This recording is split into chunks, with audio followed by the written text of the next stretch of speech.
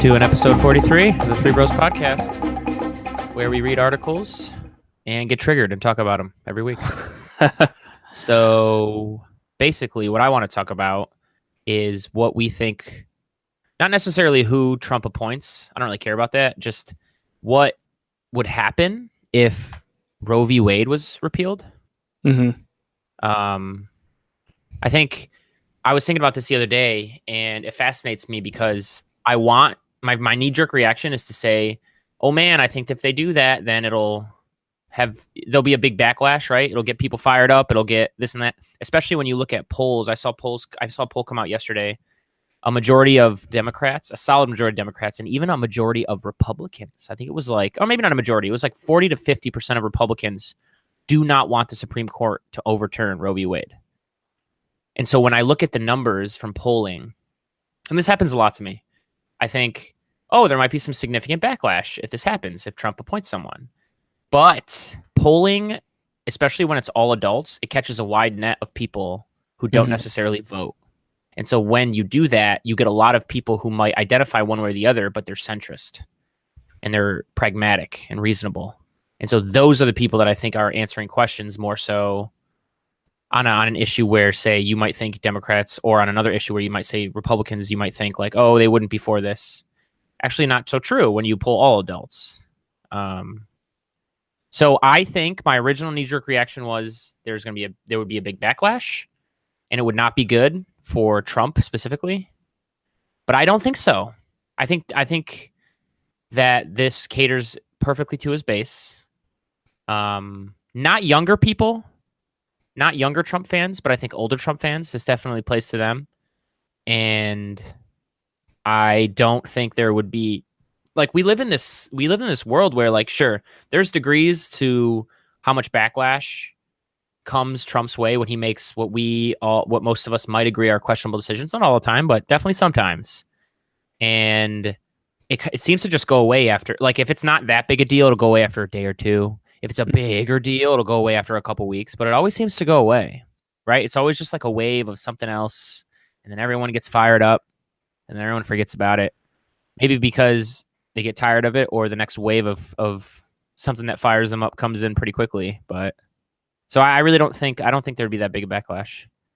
I think it plays right with who is normally a Trump fan, right? The majority of Trump fans and supporters, and I also, the last nugget I'll throw in before I'll let you speak your mind. I think it's going to get repealed. I do think it's going to get repealed. I don't think Donald Trump plays. I think Trump does a lot of what he says he wants. There's a lot of populist stuff that he hasn't followed up on that I'm upset with him about, because that was the stuff that I liked. But there's a lot of really conservative religious values that he will follow up on. He doesn't care. Like, he just does. Like the moving to Jerusalem, all kinds of stuff, right? Like all this stuff that he just follows through. I think he's going to follow through on this. I really do. And I don't think Trump is going to end up, I think Trump's going to be a 4-year president. I don't think he's going to end up like destroying society in a way that some people think. Like, I don't think he's going to like tear the walls down and all this crazy stuff. But Roe v. Wade would be a big deal. It would be a really big deal. And it would be a slap in the face to women in this country for sure. I don't even care if they're pro-life. Still a slap in the face to have an old white dude and seemingly what's probably going to be 5 old white dudes vote on what females can do with their body. Tough, dude. So we'll see. I mean, for me, this goes back to a state issue. You know, should states have the right to decide? Sure. And I'm saying should, right? Because sure. I think the more that we get on subjects like these, the reason why I'm a fan of having states' rights on a lot of stuff like this is that when you have states' rights and you have different states that have the ability to do and legalize different things, you get a different type of person in that state. You get a different kind of collective, a bit more, I don't know, like-minded. Yeah, definitely. To some degree, right? I'll use like, weed as an example. Like how many people have move to Colorado because they've legalized weed. Like now you have very much a culture there that is wrapped around. I don't think I know anybody that actually moved there because of that. But I'm not saying there hasn't. I just from the top of my head, I don't know anybody that did that. But I'm sure there are some people that did. And look, I've heard that argument before, like, hey, just move. And I don't think it's it's easier said than done. Right. I don't think it's a totally bad argument. I think it's right. I was talking to Dad over the weekend about this specific topic, just like what he thought would happen and all these things. Was it last week? I can't remember when, but I was talking to him about it at some point. And he goes, well, what if this happens? And like they passed a tax cut, and Dad looked me straight in the face. He goes, I know you didn't like the tax cut. Not that you don't like tax cuts, but the way they did it and all these things. And he's like, you know, if states, this literally came up, he's like, if states get a lot more jurisdiction, especially over things like this, he's like, where does Cyril perceive Cyril living his whole life? And I was like, New York or California? Because I do not, or like the Northeast or California, because I'm not saying that I've lived in Georgia, I've lived in Arizona. I'm not saying that those places are bad right now, or I don't want to live there now. I just definitely, if we're going to play this game of more conservative states are not about the collective, they're more about the individual, I don't want to live there. That's a general statement, and that's a slippery slope. I understand. I'm not saying communism. I never am. I know you're not. I'm not. But it's definitely this idea that just putting everything on the individual, especially in this day and age where I believe, we can debate this, but I believe that wealthy people have a considerable amount of power and wealth in this day and age. So if we're going to put the onus on the individual, I don't have a problem with that. I just think that there's a line that if you go too far, that society will just become too unequal. And I'm not about it. And going back to Roe, we've had these discussions before, though, right? I mean, one of our biggest things with the line is always the debate, by the way, but one of the biggest things that we always, gripe against, all three of us collectively, one of the rare things that we unanimously are against is political campaign and contributions to those campaigns. Right, that to me is where you get that level of influence and power. And it's an easy turn off of a button, right? You are no longer allowed to do this. Okay, now the 1% doesn't have the type of authority that they had yesterday. Mm-hmm. And everyone's vote actually equals a vote. And I think definitely where I agree with you too, and we've had this discussion too, this is another rare point of agreeance. That's not a word, but a rare point of something we all agree on is just the fact that governments came about in a world that wasn't so populated. So the fact that the United States government has to now oversee 330 million people seems really stupid. It's really tough to collect 330 million individuals together and try to figure out how to work together. Like, that is not easy. I think that I'd love to see we might be the most populated state that is the freest. And that's a damn impressive feat, America, because China, huge population, a lot of government control. I don't know about India. I might be wrong about that on India, but China is a huge population. If they went straight full freedoms, it'd be really hard to just have everyone come and agree on everything. Like, you're just going to have divides. That's what it is. The more people you have, the more divides you have, like you said. And do you count the European Union? What's that?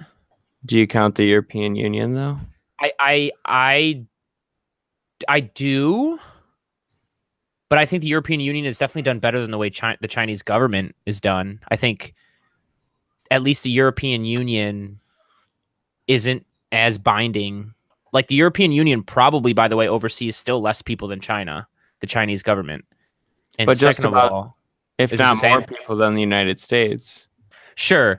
The EU is not the United States federal government, though. It's less powerful than that. Like, the EU is I'm not saying the EU works, don't get me wrong, but the EU is not a bad idea. It wasn't a bad idea, at least in my opinion at the time, because there's a lot of onus that's still on the individual. Like, if we look at the federal government in the US compared to states' power, and there's no scientific data behind this or anything. This is my feeling, and I have to say that because it is, but I feel like states have less power than countries in the EU have over their umbrella government. Do you understand what I'm saying? Like, I feel like states have less power here. The federal government has a little bit more. And over in the EU, the countries still have individual power, where the EU just tries to come together and just figure things out, which, I mean, we should always be doing that. We should always be making an effort, you know? Like, geez, come on. Let's not just... That's fair enough, but the EU does make some pretty egregious big decisions just big decisions that really influence Europe as a whole. So. Like, they upheld net neutrality in some way today. I saw on Reddit. It was today or yesterday. They upheld some sort of... They... Did you read about it? Yeah, they were going to update their copyright infringement laws, and it would affect a lot of sort of modern culture and the way that news spreads through aggregates, but it did get voted down, yeah. It did get voted down. I don't even know if it's... I think my the opinion is probably freer than the United States. Yeah. Say that again? The EU probably as a whole enjoys freedoms more than the United States does. Caleb heard you. He just wanted you to say based on what? No, I actually missed that. Oh, you didn't? Okay. No, I legit didn't hear that. Yeah, no. My question would be based on what? I mean, I guess it depends. We have the privilege of living in New York State, but you know what? I suppose other states differ in terms of freedom what is and privileges that they're afforded. What do you mean by freedom and privileges that they're afforded that we're not? Well, abortion is a big one. Universal health care for the most part. I mean, I guess it depends on what. That is a big one. Don't get me wrong. But there's universal health care as a whole. For the most part, I should say. Yeah, but what else are you basing that freedom on? Like, I don't know. I guess it depends on your definition of freedom too. I'm feeling it is for sure, and that's what I'm trying to press. Like, what is it that makes you feel like the EU is more free than the United States? Well, let me ask you, what is it about the United States that makes you think we're more free than the EU? Yeah, sure. I don't. Guns. We definitely have more rights. Sure, guns is a big one. For us, and I think this is a different perspective, though. It's kind of just guns, isn't it? No, I'm not. Maybe free speech to some extent. Property. Yeah, you have more access to more freedoms to purchase property than you do in the EU. I don't. Yeah, I've never heard of freedom. I mean, most people in the Google EU rent freedom.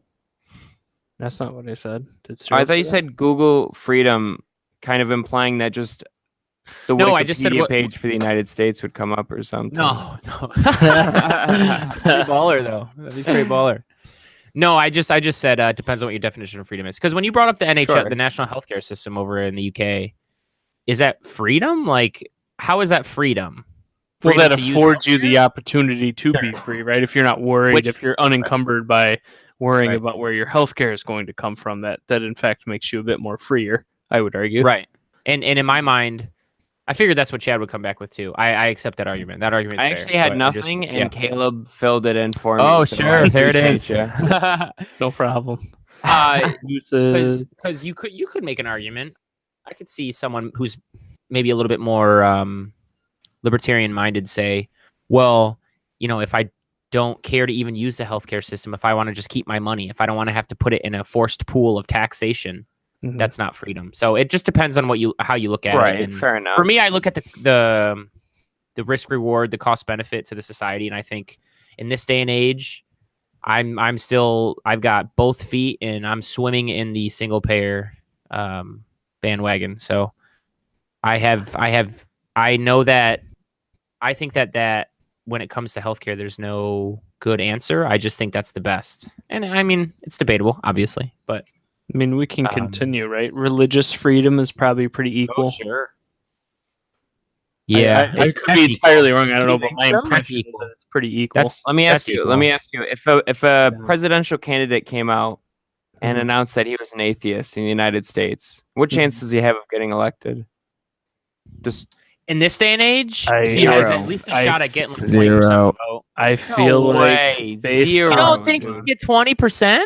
I think he would. Poll after poll that I could show you that atheists are the least trusted group fair enough. in the United States. I haven't seen those. That's fair enough. So what's the number for the EU then? Oh, the religious tolerance is much greater in the EU. I guess it depends. Again, it depends on which country you're in, but for the most part, tolerance is not freedom, though. Right. That's also true. All right. Well, I would also point to is a better word then. I shouldn't say tolerance. I mean, whether or not we like it, the Scientology can't be in Germany and it can be in the United States. I mean, that's a level of freedom that's afforded the United States. Whether or not we want it to be here, it can be here. No, actually, I am proud of the fact that Scientologists can thrive and be in this country. I'm not. But that's a whole other story. I think it means that as a freedom. Well, look, I think it means I always want to solve things through education, not through control. Never, never, never. So, well, not always, but especially when it comes to this. And I think if there's a whole bunch of Scientologists and the field's growing in our country, that means we're not investing enough in education. We're not investing enough in... Now, you know what it means is that the United States government enables religious organizations in the United States by not taxing them. Agreed. That's what it means. For sure. That's Scientology, how well would they still do if they were properly taxed like any sort of other organization? I still think they would be they would be prevalent. It rubs me the wrong... Because the idea of Scientology has nothing to do with the amount of money they can make or raise. It has to do with the fact that they're a super controlling group, and once you are able to initiate that level of control over a person, it's over. Like, you're kind of Dunsky. Oh, I just came up with another example, though. Sure. Why are super PACs allowed to be so influential in politics, whereas these things are not allowed in the EU? Well, we could say that that's more political advertisements. I would say that that's a hyper-aggressive form of freedom. That's not.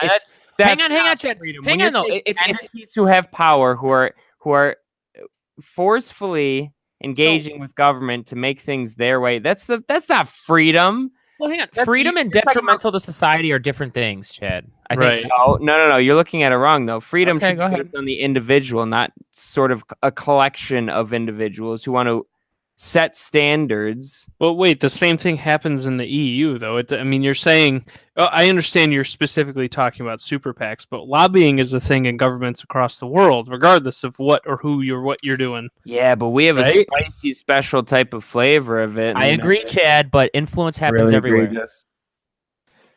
Egregious or not, at least it's out in the open. It's on your fucking TV. I was more interested to talk about whether or not how is that freedom? Freedom is how the individual is affected, not how a collection of people are affected, not how any group with power is affected. So because those groups of power influence. Once again, there's different definitions. There is. And we could be talking about different things, but let me point to another thing, like advertising, Chad. Right? Here in America, we have the freedom to advertise dick pills. We do. You don't in the EU. Well, you don't in the UK, but I would assume that applies.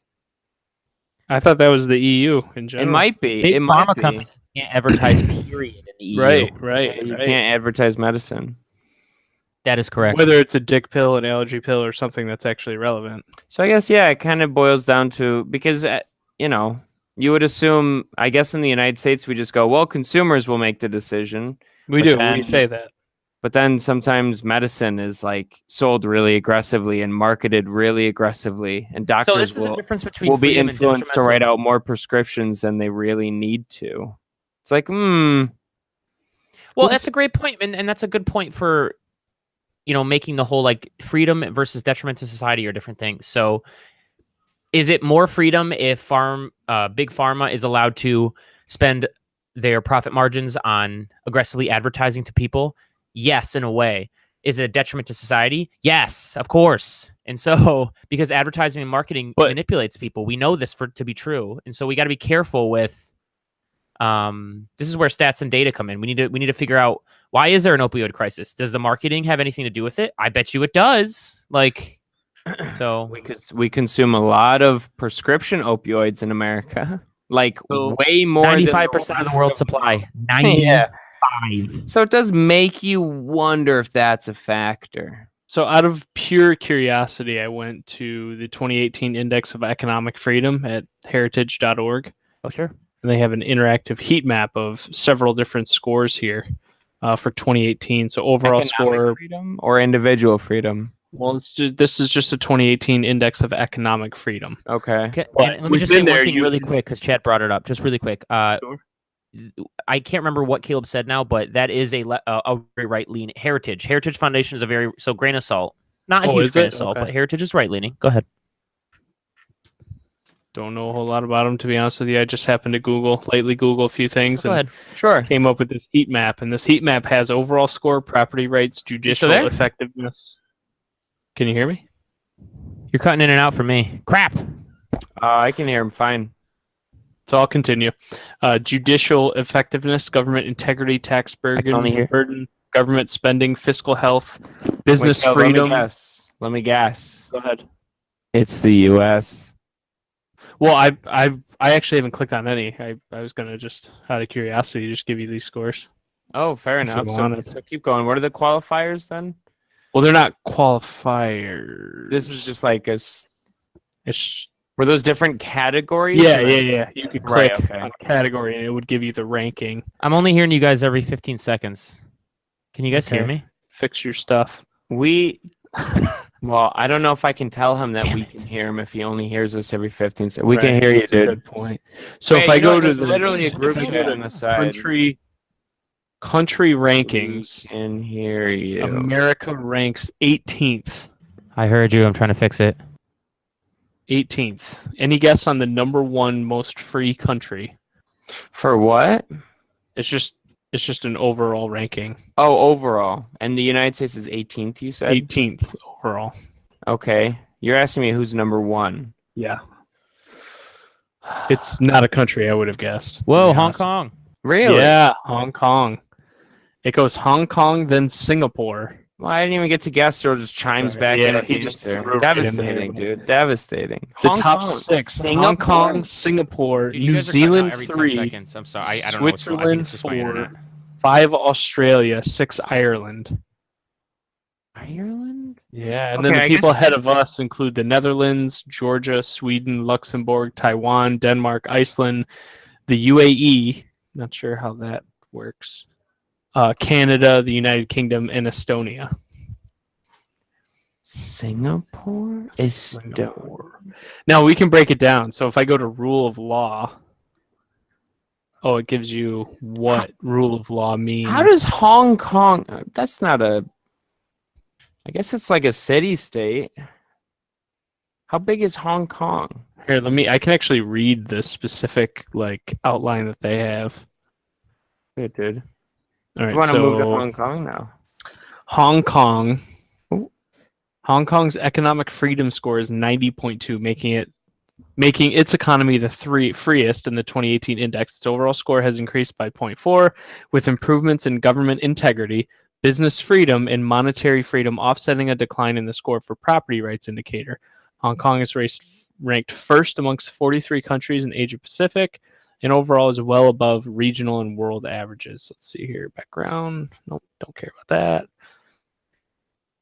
So I can actually go through some of these rule of law, government size, open markets, and regulatory efficiency, but I don't know if you care about any of that. It's just kind of interesting to see that Hong Kong is... Yeah, this is interesting because I saw something. I can't remember... I just watched too much stuff on YouTube and I just kind of, file it away and I don't really remember where it's from. But I saw something where Hong Kong obviously used to be a part of the United Kingdom and it's now back to China. Yep. China has been slowly but surely, getting it within their tight grip of how they control things over there. Mm-hmm. So I'm actually fascinated that it's still this high to this day because that happened a couple decades ago now. Maybe 15 years ago. Okay, still long enough that Britain had signed a 99. What am I thinking of? Mm-hmm. Oh, shit. 99-year agreement. Oh yeah, that's right. You're right. Hello? Yeah. Hello. Sorry, I'm good now. Jeez, I guess we're all having technical. Yeah. Our AC is broken too in our apartment, so. I think the heat is what it is because I'm sitting here just sweating. It's time for our AC to break. Yeah, seriously. Well, I mean, this is kind of probably when a lot of AC breaks because it is so hot. It gets overused. You know, so. Right. So we kind of got sidetracked there, but the conversation was about Roe v. Wade and whether or not if it gets repealed, you know, the impact. And I was saying that I feel like something like that should kind of go to the states. And the reason why I was saying something like that is because even though it is difficult to move your home, what fascinates me is that it gives scientists or researchers a way to kind of study the impact of a specific rule and its varying effects. True, and I'll give you that it's not going to be perfect in any way, shape, or form. But to be able to have like I'm just going to use a random example. New York and Pennsylvania, one allows it, one doesn't. Now let's see the impact socially. You know, that I think provides much more accurate data. You know, not perfect, but much more a better window into how policy actually affects a given region is really important to me, because without that, how can you truly make a decisive nation covering, you know, this will be legal or this will be illegal without being able to do a lot more? But I feel like the research has kind of been done. Like, we've kind of been going through this for the past. I mean, Roe v. Wade was enabled, and then ever since then, southern states have been like losing and winning, and then losing and winning the battle to. I mean, for the most part, in the South, there aren't widely available abortion clinics. There just aren't. There's a certain state where there's one abortion clinic, and that's open because it's legal, but they suppress it as much as they can with legislation. So you could probably find research right there, for being honest. But if we continue down the path, right, of talking about very challenging issues that haven't been able to be really fleshed out like abortion has, I would rather have the ability for a country to be kind of a bit more free to make those determinations on a state level initially, just to see what happens. I mean, I'll use an example right now. Mitt Romney, right, in Massachusetts, if I'm not mistaken, tried a version of like Obamacare. He did. Right? And where did we get Obamacare? Like you were able to watch it happen in a state to see how it impacted a state. Right. You know, so if you lose that, I think that's difficult. I think that the people who are privy to this conversation in this podcast right now, I agree. The problem is we don't live in a society where people take facts, and especially not nowadays, and let them change and let them change their mind. I sometimes am bad with this too, because we're human beings. We get emotional and we have feelings about things. No amount of data is going to make that religious person change their mind about abortion. This is where I disagree with you, Caleb. It doesn't matter if we study it for 200 years, 1,000 years. If there's going to be religious people, and that's what it says in the Bible, there is no amount of data that shows that poor communities are helped by this because now they have more choice or this or that. They don't care. They do not care. And so do I think the three of us are mature enough most of the time to make that decision? Yes. I do not have faith in the American people to do that, though, and human beings in general. I don't.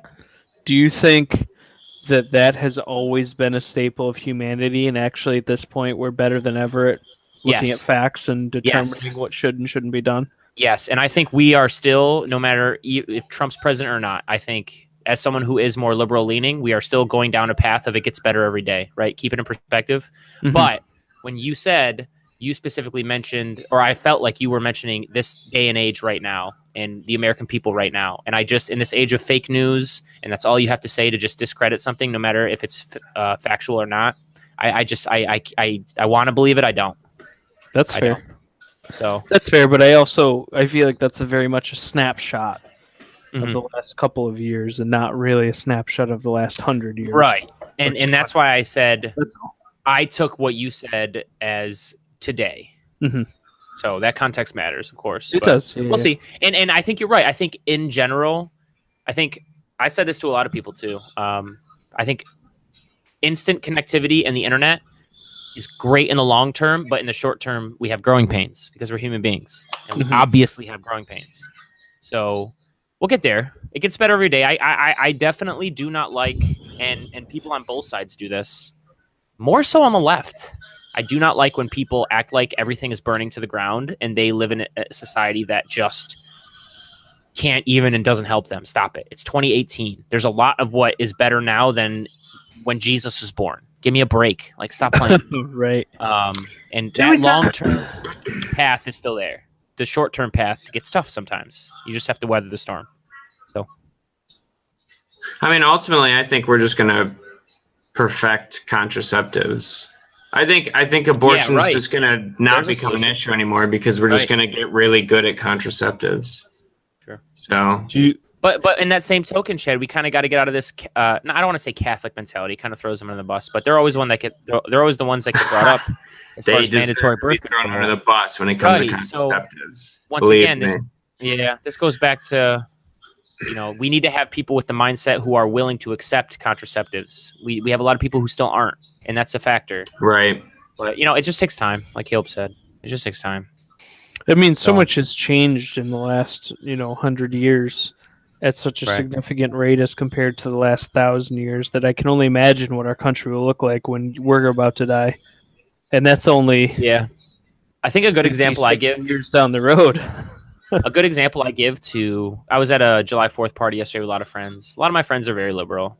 I mean, they're younger, and I remember having a conversation with them. This was yesterday, and I'm like, we were kind of having a conversation like this, and they were talking about how in Obama's time period, their beliefs and ideals they thought would have been pushed and more was done while Obama was president, and they were upset that it wasn't, right? Like, they were upset that he wasn't such a huge game changer, that he was.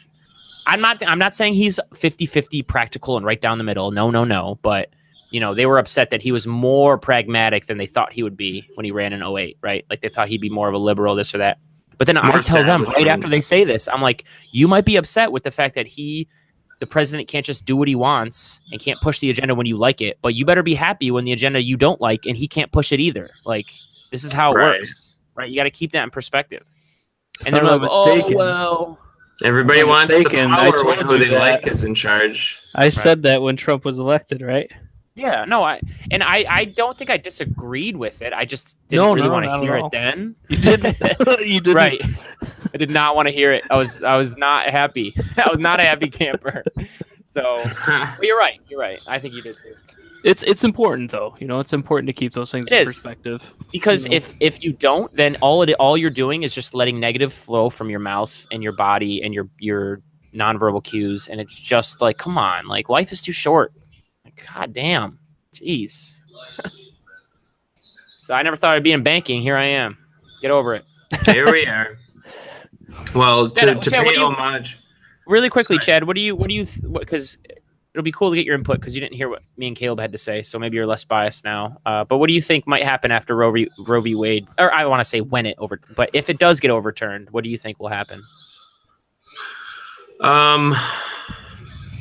Crime will skyrocket. Crime will skyrocket 14 to 16 years after the fact. That is correct. That is correct. Freakonomics. That's a Freakonomics reference. No, I don't know. I think it's going to be a huge battle. I think it's going to be a huge battle if it does try and get overturned, because it is the Supreme Court, and practically speaking, that's supposed to be the supreme say all be all law of the land. So are you referring to the fact that now that it's been settled, it should be precedent and it should be revisited? Is that what you're kind of saying, or? Because I've heard the two Republican female senators from Alaska and Maine. I've heard them, or actually not the one from Alaska. I haven't heard what she has to say about this yet, but I specifically heard Susan Collins, a senator from Maine, say, I will not confirm someone who is going to overturn Roe v. Wade, because they made the argument I don't want to say you made that, Chad, but that's what I kind of heard. They made the argument of like, hey, this is precedent and this should stay this way because precedent matters. And when you decide on it once, that's it, that kind of a thing. But that's not how it works. That's not how it works. The Supreme Court can always review something if it's a new case. I think what's going to happen is Democrats are going to try and argue that anybody who's trying to be nominated to the Supreme Court intending to overturn Roe v. Wade is going to be coming from a religious place, and they're probably going to argue separation of state and religion to try and prevent somebody like that from getting in. And that's honestly probably their best argument, because when you talk to most people who are explicitly pro-life are religious. Sure. So I don't know, maybe there is an argument to be made there. Ultimately, I think that's what it is for me. Why can't people that are pro-life just be about individual responsibility? That's so unrealistic. I think that's a bad argument. I think that's a bad argument. I think I definitely, and I think maybe Chad does too. I see where you're coming from. I do. I just, when we live with human impulses, come on, yo. Like, we can do better. I think we can do better. You can't set policy, and this is what I always say about the drug war and a couple other things too, right? Like, society is a big crowd of people walking one way. You can't just make policy, step right in that crowd, and tell everybody to turn around and go. Like, you're gonna tell teenagers and just human beings in general they shouldn't be fucking? Come on, yo. Give me a break. We can do better. I think we can responsibility. Do better. So let me go back to a talk we had a few weeks ago then. Sure. When we were talking about Canada and them dictating speech. And you guys said, why wouldn't we be able to do that? And I specifically made that same point that Cyril just made, and you guys told me that that's ridiculous. Apples to oranges, because when we talk about the Canadian position, first of all, they didn't restrict the speech. The verbiage is weird. We all looked at it. It wasn't straight up, you're not allowed to, like, it wasn't like you're not allowed to just call people by the pronouns they want. I think when we talk about calling people by pronouns, at the end of the day, whether you're one way or the other on that issue, nobody gets hurt. You walk away, it's over. When we talk about abortion, that's a much bigger deal that affects lives. It's not even apples to oranges. That's like apples to like fucking tanks. I don't even know. World of difference there. Sure, I think there are way greater societal principle remains for me. Yeah, but that context matters. Yeah, exactly. What do you have throw the context a principle that has to apply to every situation always? Right. That's crazy. I think that we should strive when we're talking about societal change to have absolute values. Let's have absolute values that always apply, and we can never waver on that. I'm not saying absolute values. I'm saying when you're looking at it from a perspective that you just stated, when you have society as, or a river going one way, you're not just going to throw a pebble in and expect the river to turn, right? So my issue, again, with what you're saying is you're comparing sexual urges in human beings to pronouns. Sexual urges in human beings is much more stronger. That's where you're mistaken. I'm comparing. Well, that's what you're saying, because you're comparing them directly. Okay, go ahead. What I'm saying is the method. When I said that you can't do that, right? It's not going to work. Sure. You guys said that was wrong. I did. I don't know that I said that was wrong, but I definitely had a way to roll the tape. I would roll the tape. Fair. This is, once again, you're throwing away context, and it might be semantics, but it's semantics that I care about. The context matters. You just said because you're running against sexual impulses. In the other lane, you're trying to run against. I think you're not wrong. I just think you're running against something that's not so primal in human beings. Two different situations. But my point still remains: is you're trying to influence society to change in a manner, regardless of how large or how small it is. Right, and you're right. That's all I just think that context changes that conversation so much that to throw it away is kind of crazy. I think right. I think I'm confused as to how these even relate. I see how they relation here is influencing society. That's the relation. Controlling in terms of Roe v. Wade, though. Because by getting rid of Roe v. Wade, again, you're trying to you have a bunch of controlling religious people, right, trying to control the way society is, and that's not how society works, right? And in Canada, we have some liberal people who get a little are trying to do something similar on a smaller scale. I hear you, on a smaller scale. But the point here is that they're both dumb. Right, exactly. But what I'm saying is that a few weeks ago, when I said that you can't make that type of change with law, you guys told me that it was kind of ridiculous. And now you're saying the same thing on the other side. Yeah, but this is what I'm saying back to you. I'm saying the context matters. Why can't the context matter? All of a sudden, we have to like. This is what Chad's taking umbrage with. Like, I thought we all agreed that law was dumb in Canada. We did. We definitely did. So not I don't initially. Even know what you're saying. Not initially. No, we did initially. You didn't.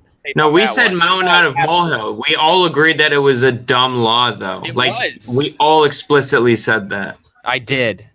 We just said mountain out of molehill. I think Caleb's right. I think Caleb's right when he does say that he made the argument, and I wasn't so receptive at the time. And look, I think you're right. I think you're right. Because it's the same thing. You're trying to control people. You're trying to tell everyone, hey, turn around and go the other way. You can't really do that. And it doesn't work that way. Right. You agree on I just think that repealing, not giving women the right to have abortions when they want, is more detrimental to society, way, way, way more than not. If than they a bunch of people need. getting upset about pronouns. Like, I don't care. I don't care. Walk away. Go find other friends who aren't assholes about pronouns. Then, like, I don't understand. There's so many people out there. Like, I don't want to hear you complain. Just go find like-minded people. It's not a big deal. So, but yeah. No, yeah, so but that's what I think. Chad, do you think that Democrats are going to say separation of church and state, do you think that if Trump makes that decision, it would do anything significant to his poll numbers, to the way he's viewed, to like the cult of Trump? Would it change anything, or would it stay the same? Wait, if it was overturned explicitly as a result of a judge he nominated? Correct. No, he wouldn't be touched. Trump can't do wrong with his core supporters. We've seen that. I agree. Because I was telling Caleb earlier, my knee-jerk reaction is to say most people wouldn't like this and would get fired up, but I don't think that's true. I think the fired up part is actually wrong. I think, and I told Caleb this, I saw polls the other day, even close, if not a majority of Republicans, they're not pro-choice, but they specifically don't support the Supreme Court overturning Roe v. Wade. And that was kind of surprising to me. And then I gave Caleb the context on that. The poll was all adults. So when we talk about all adults in this country, I think that there's probably at least somewhat of a majority, whether it's 51 to 60 to 70, of people who think it shouldn't be overturned. But I think a lot of those people are centrist, pragmatic people. And the problem you run into is when you take polls of all those adults aren't voting, man. Like half of them are. And so who votes? People who are fired up, right? Who are on the exactly. Well, if you're a registered Republican, though, I mean, you are right though. Like the guy who thinks that there's a silent genocide going on in this country is very motivated to vote, whereas the guy who just thinks abortion is just a pragmatic part of contraception isn't so motivated. He isn't like so fired up to go vote. I get that. Yeah, because he doesn't perceive a threat to his immediate surroundings. He's just like, whatever. Till he gets his girlfriend pregnant. Yeah, right. They have to drive from Texas to New York State. Just saying. That boy's like, oh, what did I do? Oh, shit. You'd be seeing him right up there on Capitol Hill with a sign. No, I was going to say I had a pretty busy day, too. I wasn't able to, I told Caleb this before you got on, I wasn't able to see that Pruitt resigned. Yeah, Trump confirmed it. Just because me and Caleb I was curious, and Caleb now knows, but I was curious, and I looked it up before we were chatting. Do you know who replaced him and what he does? I believe it's a she, actually. And Andrew R. Wheeler. That'd be a weird name for a she. Andrew R. Wheeler was a lobbyist for coal magnate Robert Murray and lobbying against the Obama administration's environmental regulations. I think he's now who runs your EPA. Well, no, he has to be confirmed if he's a cabinet member. No, he's acting because he was confirmed as the deputy. So whenever the head... I thought acting was... Oh, I thought the acting was some lady, and then this guy was going to replace... You're making me second guess myself now. Did I read this wrong? I don't know. I probably read this wrong. No, I did. No, you know what it is? You're right. I'm thinking of this. I'm thinking of a Supreme Court nomination for some reason. And by the way, I want to make this clear. I don't think your background. Have you seen his front runner for? I don't think your background necessarily should be like. We shouldn't have people knee-jerk judging what this guy will do. But I mean, with how Pruitt was, with who Trump picks, like we have a solid idea. With who Trump is told to pick, we have an idea. If Pruitt is any indication, oh come on, Donald Trump is handed a list that the people around him have approved, and he goes, "All right, I'll talk to these people," and then he just picks one of them. But they're all dickheads. That's the problem. So, like a well-known conservative super PAC called the Federalists, they gave him a list of Supreme Court nominees. But every president can't rank him across the coals for that. Obama doesn't. But Trump isn't the person that is able to discern, or even seems remotely interested in being able to discern between these people. He just has I feel like he has a half an hour conversation with each of them, and then he goes, well, this one seemed all right, but all of them are dickheads. That's what I'm saying. He's being handed a list of of people who shouldn't be running the EPA or who shouldn't be nominated for Supreme Court judge. Yeah, but he's not being handed. The people handing him that list don't think that these people shouldn't be. Obviously, no, they want them to be. That's right. That's the problem. Now he's probably also surrounded by some people who try and nudge him in the right direction. But I just think that just the fact that Scott Pruitt got in, like, I'm just not optimistic. I know, and you should. The fact that Gorsuch got in, I'm not optimistic. Although I guess Gorsuch isn't horrible. So I'm looking at this guy's wiki, and I know it's a wiki. Sure. But according to his career, he started in 1991 with the EPA. Oh, he did? Holy shit. Toxic chemical pollution prevention and right to know issues. At the EPA, Wheeler received the agency's bronze medal in 1993 and twice in 1994. Wow, he did. Holy crap. Look, just because you're a climate denier doesn't mean that you can't do right in some areas of the EPA. You know, maybe like clean water, clean air. Who knows? Not clean air, but clean water. That's actually fair enough. You could be because he does reject climate change. Let's make that clear. But that doesn't necessarily mean you reject the effects of pollution or plastic in the environment. So that's fair enough. I feel like I need to read this now because under environmental views, I think it actually puts the link to the article he published in Law 360, a magazine, where he questioned the scientific rigor of the UN's Intergovernmental Panel on Climate Change, expressing his impression that the positions of the organization were based on more political worldwide views than scientific fact. On climate change? Yeah, I'm actually going to click on it. So he's just dumb in this area, then. Is that what we're figuring out? Right. And I think when we talk about the EPA, that area is the biggest, in my opinion, but hey. Should be. Well, it's one of the biggest things in terms of environmental impact that is facing us right now. Dude, if Republicans straight up came out and they were just like, you know what? It's not even that we're going to deny climate change anymore. If Republicans came out, or people who deny climate change, I shouldn't rake them across close. People who deny climate change, if they came out and said, you know what, climate change is real, but we can't fix this because the economic impact would be too not practical. Just get over it. I would have more respect for that argument. I swear to God, I would. I'd be like, you know what? Okay. I don't know. They're both illogical. Because it's like, it wouldn't have negative effects on the society and economy if we just like went hardcore green tomorrow? Of course it would. No, of course it would. I'm saying that arguing for the capitalistic security of now rather than having a functioning environmental type of future is kind of still back-ass word. I agree. And I think that... But I get what you're saying. It's maybe a bit more respectable. Let's look at it realistically, Chad. Right? If they're like, hey, we're dickheads and we know we are. And we're like, oh, all right. Right. That's and Caleb said enough, something earlier before you came on, I think, but Caleb said something to the effect of like, I think we probably already pushed the boulder off the cliff. At this point, we've got to figure out how to pull the carbon out. And I'm like, yeah, I think that's right. Yeah, I mean, well, also in terms of like, as we dump CO2, it has a bit of a delayed effect, and we're dumping more and more CO2. So even if we stop dumping CO2, we could still see effects of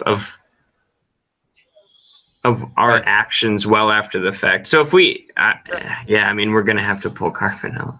I don't know how we're going to do that, but we're going to have to pull carbon out. We're going to have to science the shit out of it. That's what I always say. Especially when I talk to Coleman about climate change. She's like, well, Boulder might be off the cliff. Like, yeah, we're going to have to science this. We're going to have to science our way out. I just hope, and obviously it's a bit apocalyptic, but there is something to be said about runaway effects, and I just hope that we can science the shit out of it before it has horrible effects. So we'll see. You know, the dice have been rolled. Will go back down to 1 million across the world, and then we'll repopulate from there. There we go. Sweet. Yeah, that means we have life never gets eradicated. Right. It's just our species might get eradicated. Yeah, I wouldn't say that. It's actually not necessarily true. Ever gets eradicated because we only know of one life on one planet. Well, we also know of riverbeds we also know of riverbeds that used to exist on Mars, and we also see nothing there now. Okay, fair enough. But we've also been hit with. lawyer. Well, hang on. Let me lob back my counter argument. We've also been hit with cataclysmic events on this planet where life still pursued. So it goes both ways there. Right. So you can lose your atmosphere. Like it. That's not to say that life out of trillions and billions. Tardigrades. Although tardigrades would be the animal that could survive, we still have no actual evidence that happened. No, we do. Excuse me, what? They've survived in space for weeks and been brought back and still were alive. We have evidence of that. No. Right. He's saying like surviving, like if Earth were to go cataclysmic, would tardigrades survive? The likelihood, I think, is pretty high, but if it's cataclysmic, doesn't necessarily mean. Right. And if it's years, then everything could die. I understand that, but there's another fascinating thing about it's resilient. It's just not. There's a lot of speculation in. I don't really know what field of science this falls under, but probably EvoBio, probably. But there's a lot of speculation as to how life started. I really hope we find out how life did start on this planet before I die. Wait a minute. Probably There's won't happen. A lot of speculation on how life started. Yeah, because we don't know. Yeah, Speculation that it could have been microbes that could survive in long travel space, and then like a asteroid. I obviously did not say that sarcastically enough. Oh, sure, okay. Oh wow, here we go. I just kept talking anyway. Come on, brother. Dude, honestly, I remember I took EvoBio first semester I was back here, and I remember thinking like one day in class, like I really hope I live to see how life began. Fascinating, like come on. Well, you're saying even if it came from another planet, it has to. You're just kicking the can down the road, like that's regressive. Right. So I'm talking about. I'm fascinated as to how it started on this planet. Correct. Right. Well, just how it can start. Oh well, yeah, right. But, yeah. What is that melting pool of right biological garbage look like? And then all of a sudden, a single cell organism pops out somehow. A good amount of this country would also argue that life started with God, but Yeah, in that the planet is only 8,000 years old, and mind you, it's flat. That's fine. He still had to synthesize it, and I want to know how the fuck he did that, bro. This annoys me. Like we're getting to the whole God of the Gaps argument that pisses me off so much. The what gap argument? The God of the Gaps. God, I don't even know what that is. So like 100 years ago, right? Everyone was like, "Oh my God, I don't know, man was created. God created us out of dirt, and then woman was created with Adam's rib." You know what I mean? Like that was fact, right? And then later on, when we start learning that evolution is a thing, right? People are like, well, that's probably still God. An example to use, but the point there is that it's still God, because I can't explain. Yeah. Like we'll sit here and say, okay, the Big Bang is a thing. It happened. That's how the planets were here. And they would say, well, what happened before the Big Bang? Well, because science doesn't know yet, they would say, well, that's God. You know what the big one? And no matter how many, there's a big one. Things you fill in. What's that? Right. What can you say to that person? Like, all you can say is like, all right. I mean, you might be right, but I would point out the fallacies of their beliefs by saying specifically that is the God of the Gaps. Like, no matter how many times I present evidence that God doesn't exist, you're just going to say, well, what about here? Science hasn't explained that, so it must be God. Yeah, but right. Over the course of the past 100 years, we've shown that every time science shows you something that isn't God-related, you just continue to point at something else. To say, well, right. One of the biggest ones left these days is consciousness, because we don't. Right. We just don't understand how it works or how it's stitched together. Right. So it is God. God made it. That's therefore we can never understand it. Yeah, but hang on. I kind of want to challenge that a little bit. Abiogenesis. Right. I kind of want to challenge that a little bit because I'm not obviously an expert. Obviously, but. I've taken anatomy. I've taken EvoBio. We know a lot about our bodies, man. We know a lot about how it works, why it works. Mm-hmm. How things get transferred. Yeah, but we don't know consciousness. We don't know it. We don't understand it. We're developing AI better and better every day, and I could be completely wrong. But if you want to do a quick Google search, you will find that it's still just a frontier that we have no clue. It's going to take hundreds of years to be able to build. Not AI. The origin of our consciousness. We don't understand it. We don't get it. Okay, but is a single-celled organism conscious? That's where it started. I don't understand what you guys mean by consciousness. the thing that we experience that allows us to exist, we don't get it. We don't get how it's formed in the brain. We don't get how it's stitched together into a steady stream of just... It's information processing, right? I mean, it definitely is. Brother, write a paper then, because I'm telling you that it's nowhere near solved in the scientific field. No, and I'm telling you that I know, I believe it. I'm sure it'll take thousands of years before we even touch AI that's on a level of our brain, let alone figure out how it works. I'm just saying we can't just like at least speculate that like information processing happens in your brain, obviously. Right. It's not so different from information processing as far as how it works on like a computer. Obviously, we don't have chips in our brain, don't get me wrong, but you know what I mean by that? It's just like information processing. It's storing information, being able to recall it, you know, and I'm sure that ants don't have as much information processing as we do. You know, they run probably a lot more on hormones and like all these other weird things that can drive your body. You sure about that? I'm not. Great question. I'm not. Or a good point, because I'm not. But I think that's also Chad's point. I know. I get it. That's one thing. That's one thing I'm fascinated about, and I know I'll never be able to figure it out because I'll be dead long before. So. Oh, for sure. Yeah. But what frustrates me specifically with the God of the Gaps argument, especially in this day and age, is that every time science makes another discovery that helps to explain, you know, you name it, right, where we came from, or the origin of life, or how we got here, or any of those things, right? It's immediate that, you know, religious folks or religious fanatics, whatever you want to call them, immediately just, well, you still don't understand this, so it must have been God. Yeah, that's like, and you can only go so far back before. And that totally goes against, I think it does for you guys too. That totally goes against my like skeptic curiosity, like just who I am. Like that just, I'm never going to accept someone just being like, well, because we don't know, this has to be it. It's like, wait a minute, you just said we don't know before you said that. Are you kidding me? Like, right. Well, what they would say is they wouldn't phrase it that way though. They would be like, well, we know that God created us in his image. Therefore, we are the how do we know that? Right. Being. Even though evolution tells us that no, actually it took us millions of years to be pieces of shit like we are now. It did not happen in 6 days. No. You jackass. There's always been this is always fascinated me for a long time. This is probably one of the reasons why I started really becoming skeptical when I was young in church. Like there's always been this There's always been the side to my brain and my personality and who I am and the way I process things where if someone tells me, look around you, make sense of it. Oh, by the way, it's all here, but because something created it, that doesn't literally make any sense with what's around you. That always has just been like, wait a minute, what? Like, what? Oh, yeah, look around you. Look at all these things we figured out. Look at physics. Look at science. Look at math. Look at all these things we've done. Oh, by the way, like... The being who created all this, that doesn't jive at all with what we know. Like, okay, like what?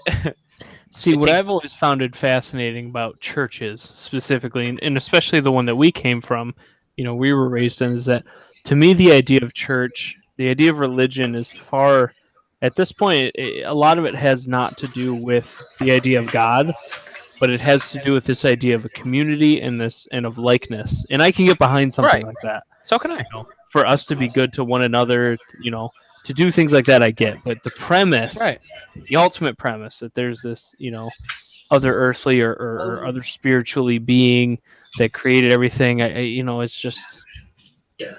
Right, and this is why leadership matters. Like, I bet you if we Googled it, we could find a quote-unquote church of, like, atheism, but not really like a church, just like a gathering place for like-minded people, which basically is a church, right? It's just these people are more skeptics and more of, I don't know, as opposed to... There's a group And by the way, this is why leadership matters too, because if you get an idea and you bastardize it because it's a really good idea as far as bringing people together and being able to abuse the power of that, then it gets tough. No, I think that the reason why you don't have a group of skeptics that's like a religion is because the person who's in charge would constantly be skeptical of people following with him, and the people following him would also continuously be skeptical of him. Therefore, you know, they all go to a Seether concert. You know, they don't organize, like they go to a show, you know, or they go play football, or they just do something social. Sure. Right. Sure, like that's what me and my friends do. None of us go to church at all. Right, and but we all but get you together guys and hang out. Right, exactly. Yeah, yesterday. But my question is why do you hang out? Because we like each other's company. We like the socializing. We like the Well, fellowship. humans like company, right? And not Right. only do we like fellowshipping, but we like fellowshipping with people that think similarly to us. Similarly, sure. Right? We create that tribe. Sure. There's a reason why I always hold out every week for this stupid podcast. Because I talk to two guys that think similarly to me, and I enjoy that interaction. We think similarly in the way that we project our arguments and the way that we respect, I think, all ideas. I don't know, but I don't know that we all. I have a lot of respect for you guys, but I don't know that we all. Not sometimes your ideas, and I imagine it's vice versa. Sure. Oh, sure. Right, and that's kind of the point I was about to get at. We all, we don't always agree, so yeah, that's fair. But I think we do a good job of just listening to the merits of listening to the merits of the argument.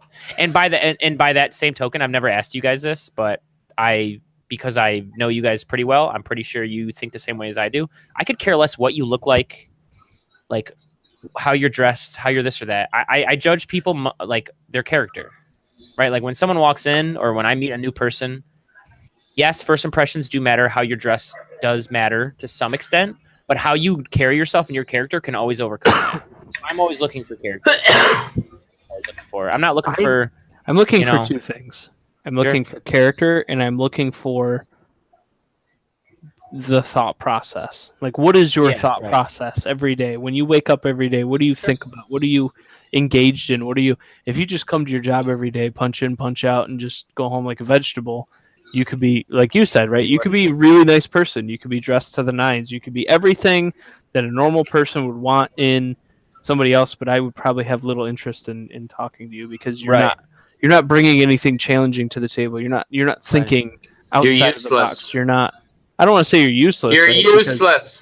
Because I need that person to work, right? We all need those people to do things within society for society to function. But that next level for me is, what do you think about? What do you talk about? What do you read? What are you engaged in? I get that because if you're a nice guy and I don't work with you and you're just nice, that's fine. But if you're a nice guy and I work with you and you're a horrible worker, I'm a little bitter. I'm a little bitter. You know what I mean? Like if you're lazy, Sure. I don't know. And we're all lazy from time to time. It's that like extreme laziness at work that you can't just like do what you're supposed to. Come on, yo. You know? I know. I'm right there with you, dude. It just takes a lot more than just being a nice person. But I guess that would also be a part of somebody's character. So yeah. For me, about your discipline too. But what if that person is lazy, but every time you talk to them, like you can get just lost in that conversation, talking about all sorts of things, philosophy, science, politics, whatever. And you can still just don't have level. I have a beer with you, but I'll still hate you at work. Yeah. I guess that's just because I for you at work. Yeah. I guess maybe work is a poor example because for me, I would be like, I don't care if that guy's around. I talk to him all the time. I want to talk to that guy. I'd rather talk to that guy and have him deal with being a shitty employee, even if it affects me somewhat, than having somebody who works perfectly to the T's and then just doesn't talk about anything other than, did you watch the baseball game yesterday? Right. Weather's real nice. Weather's scorcher. Real nice. You know what I mean? Like, I would rather deal with the other guy. Interesting. I thought what I was saying was what you were trying to say just a moment ago. Clearly, I misunderstood. Apologies. No, I mean, I would rather deal with a guy that sucks at work but is interesting to talk to, has different ideas and different thoughts and different, really engages in conversation on a level that's enticing. I think, and Chad can correct me if I'm wrong. I think what he's trying to say is like, or not trying to say, but I don't really project. Like, I can be bitter about someone I work with, but they don't know it. I don't project that onto them. Oh, right, yeah. Chad doesn't either. Chad's not like walking around like, you piece of shit. Like, no. But I can get bitter about it for sure. And I notice these things, and it matters to my respect level for you. It does. Yeah, but I guess what I'm asking is who would you respect more? The guy that comes to work and is boring as shit, or the guy that is lazy as fuck? But man, when you Probably the latter. Like, it's way more engaging. Probably the first one. That's my question. I have enough people to talk to. I don't need any more. That's fair. I would still say if you work with me, just do a good job. Not me. Right. I need more. Well, and if you work in a high stress environment, then that matters too, man. That context is a big deal. Like if you work in a high stress environment and someone's just not holding up their end of the bargain, like, hey, now stop playing. Yeah. We're all in this together. Like this is stressful stuff. But dude, my line of work is so not stressful that like I just don't care. I agree with Caleb to an extent on like, look, I go to work and I'm worried about Cyril. Like if someone's in the corner doing dumb crap, I'm lucky enough and privileged enough to have a job where that doesn't affect me, so I don't even care. I'm just like, okay, well, I think less of you, but because I can still do me and I don't need to depend on you, I have no issues, right? So that matters.